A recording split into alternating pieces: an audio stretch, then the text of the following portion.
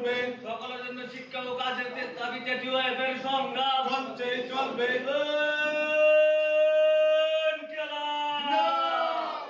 দুনিয়ার মজদুর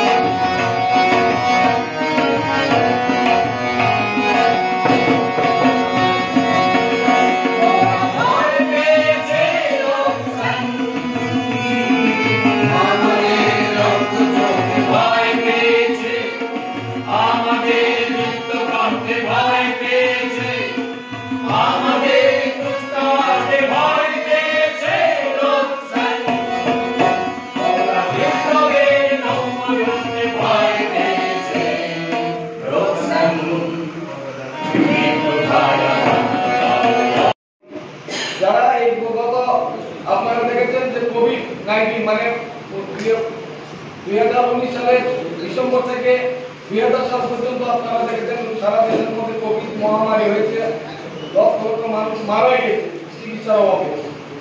এবং এই সময়ের মধ্যে আমরা তার দেখি পরিযায়ী শ্রমিক ভারতবর্ষের বিভিন্ন রাজ্যে রাজ্যে যারা পরিযায়ী শ্রমিকরা কত কাজ হারিয়েছে।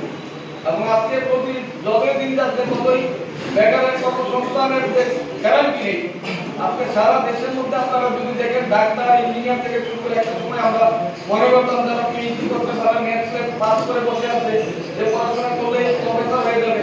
ডাক্তার ইঞ্জিনিয়ার আমাদের দেশের মধ্যে এবং আমাদের রাজ্যের মধ্যে হাজার হাজার এই ডাক্তার ইঞ্জিনিয়ার বেকার, কর্মসংস্থান হচ্ছে না। একদম অল্প সংখ্যক যে ত্রিপুরা রাজ্যে 8 বছরের মতো হয়েছে, এই সময়ের মধ্যে আপনারা যদি দেখেন মাত্র 16,000 কর্মসংস্থান হয়েছে।